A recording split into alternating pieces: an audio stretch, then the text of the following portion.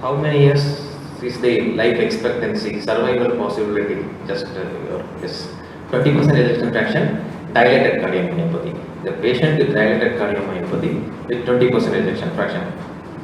How is the prognosis? How long will they expect to live?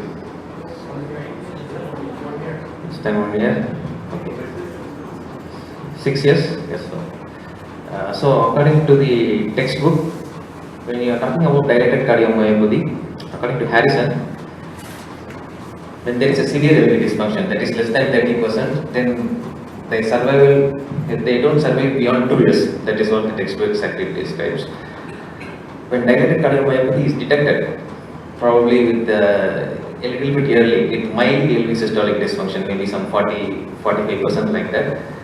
Then what they say is with proper treatment, 50% of the patients may survive up to 10 years. Depending upon the patient's age, whatever information comes to me. But this patient, they said nothing. And always I asked about the functional status. As I discussed in the previous classes, functional status is very important. So I asked her, she is doing her day-to-day activities comfortably. She is doing her all the work at home. He is doing washing, doing the dishes. He can climb stairs comfortably. There is no functional limitation, and she is able to lie comfortably. And then in system examination, it was normal, nothing relevant. So not anything, no fetal edema, nothing. So just shifted to like that. You can form your own words, but always be specific. Be very clear in ruling out any past significant medical histories.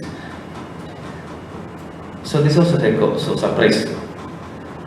So ejection fraction, in spite of the fact that it can be systolic frame, I cannot say based on, never comment anything on the picture of an echocardiogram. Just informing that during systole itself it seems to be slightly dull, that's all, nothing more than that.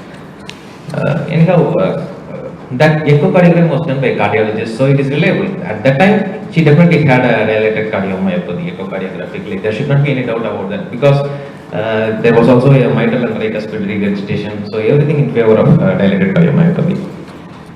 So I did an echo. So the global view of echo is parasternal. When you put the probe like this, you can get a cross section of the heart like this. So you get a longitudinal section of the heart like this. So here, so this is the probe which is placed over the chest in this place. So you get you are cutting the heart like this along the from apex to the base like this. So where is the right ventricle? This entire thing is the right ventricle. Okay. And this is the left ventricle. So when I am cutting like this, so this is how you will get the cut. So this is the schematic representation. This is the actual echo image you will get in parasternal long axis. This is how you will see an image. So so be ready for the surprise. So this is our patient's echo. So as I said, a frame is never enough. A single frame is never enough. You cannot comment on this. You need a so maybe definitely around 50%. So it may not be much less than that. I think. So sometimes your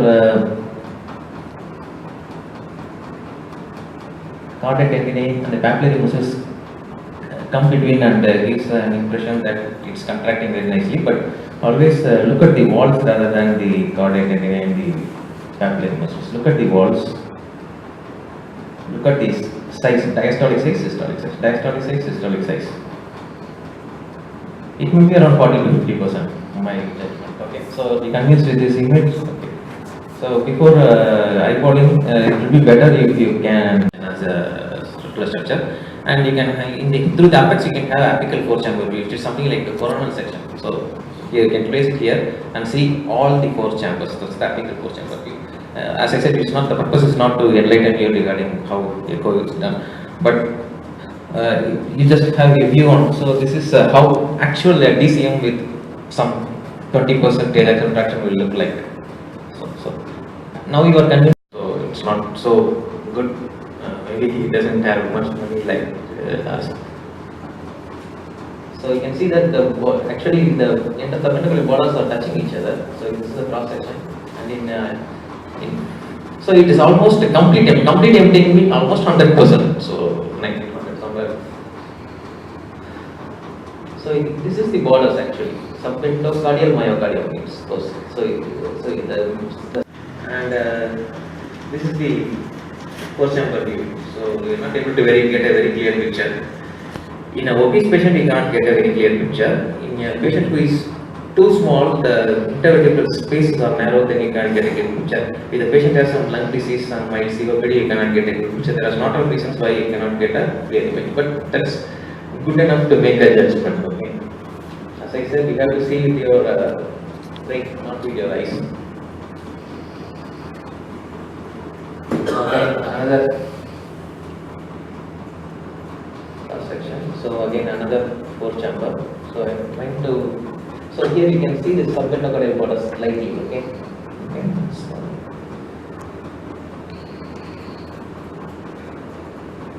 So this is the resolution practically you can expect. Measures are 64% according to this method. But as I said, all these calculations are only estimates. They are not accurate measurements. So it's only it costs 64% means it may be some 50 to 60. That's all we can take. We cannot say that another echocardiograph can do an echo immediately after me and can say it at 50%. It doesn't matter. Okay. So it is just a rough estimate always echo. Moreover, in the systolic frame, I have missed these areas. These are contributing to solve. So if I take a very good spine, maybe the stroke volume may, because the systolic volume slightly increases, stroke volume will slightly decrease. So that will give a slightly lesser ejection fraction. So this patient, according to me, it should be 50-55% ejection fraction. Okay. So, but is that enough to take the case? I can take the case of that day. That's the second lesson. First lesson from my mistake is always see the patient before the procedure, if possible the day before the procedure. Take a very good history. Second lesson is criteria. So the definition is it should cause an abnormal myocardial performance. It should be the primary problem in the heart muscle. It should not be a consequence of my MI or a high BP or a stenosis or regurgitation. So that's how it is defined. Are you convinced? So that's the definition of cardiomyopathy. So here this is from Harrison. The cardiomyopathies are a group of diseases that primarily affect the heart muscle and are not the result of congenital acute valvular hypertensive coronary arterial pericardial abnormalities. It is not due to the other abnormalities. It is a primary affect the heart. The diffuse myocardial fibrosis, the outcome status of various cardiomyopathies. Here you can see that this is the proportion of patients surviving, and this is over a period of years. At some 5 to 10 years after diagnosis, you can see that peripartum cardiomyopathy, most of the patients are surviving. So peripartum cardiomyopathy has a good prognosis. It can reverse after delivery, after maybe 7 months after delivery, and in fact it is just in the end of during delivery only it happens, and maybe after 5 months, after 5 months. But in due course of time, it can become normal. So it is reversible. So you can see almost 90 here. It is 1 is the reference value. So almost 90% can survive after 5 to 10 years. So most of the time it becomes reversed. In fact, 50% of the patients get reversed within some 6 months to 1 year time. Okay. And this is the idiopathic cardiomyopathy. What is idiopathic cardiomyopathy? This is the proper DCM. So the book's textbook, dilated cardiomyopathy means this idiopathic cardiomyopathy. And the cardiomyopathy due to history, classified as idiopathic, familial, primary, secondary, like that. And then here another term which is much more confusing again. So global hypokinesia. When we see global hypokinesia on the echo, always rule out reversible causes like hibernating myocardium, hypothyroidism, stress cardiomyopathy. What's the other name for stress cardiomyopathy? Takotsubo cardiomyopathy. Takotsubo cardiomyopathy is one thing which is very much overlooked. You may be missing a lot of cases. You just have an echo, go to the induced Takotsubo cardiomyopathy. You can have one more thing called, what that surprised me is sepsis-induced cardiomyopathy. Previously, the term cardiomyopathy has an itself codes. It should not be used colloquially. That's what they said. But later they started using it to ischemia, coronary artery disease, dilated cardiomyopathy, ischemic cardiomyopathy, thyroid cardiomyopathy. The cardiomyopathy was used everywhere, but they didn't use it for sepsis. For sepsis, they used the term sepsis-induced myocardial dysfunction. That was the term used maybe 5 to 10 years ago. They don't use the term cardiomyopathy. And what is the incidence of sepsis-induced cardiomyopathy? In a septic patient, how many patients will have? The presentation echocardiography is a dilated cardiomyopathy. Okay, so that's why echocardiography looks like dilated cardiomyopathy, because the criteria is very simple in echo. You should have a 112% increase in the volume and the ejection fraction should be less than 45%. Any congestive heart failure, the ejection fraction will be less than 40%. So any disease which leads to myocardial dysfunction and congestive cardiac failure, it's going to be like that only. And fraction starting less than 25 easily satisfy the criteria. But strictly speaking, you have to mention when you say it is a Takotsubo cardiomyopathy. I think I gave it. Can anybody tell only for PGs? No, only for PGs.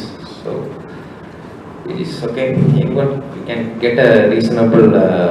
You can think about it. Come out with an answer. There is one thing I intentionally left out.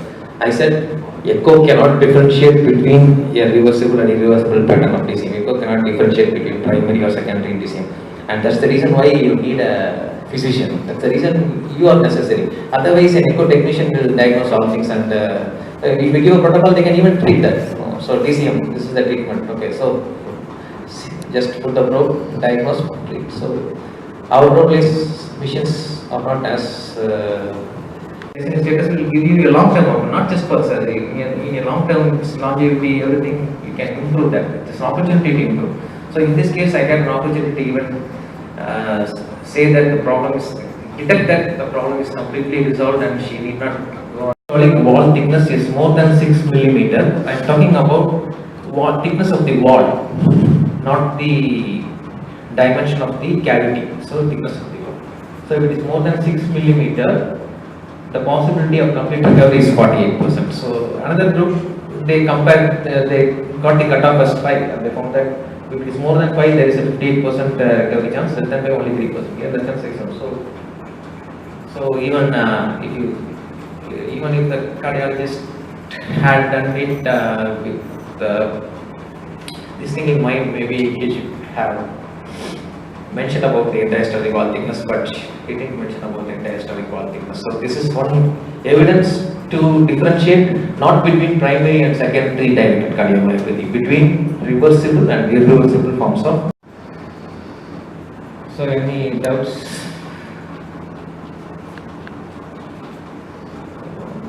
This I am repeating this. So I am convinced that my patient had a reversible form of DCM because it's very obvious. The first cardiologist, he could not have done a mistake. He was very clear in his echo findings.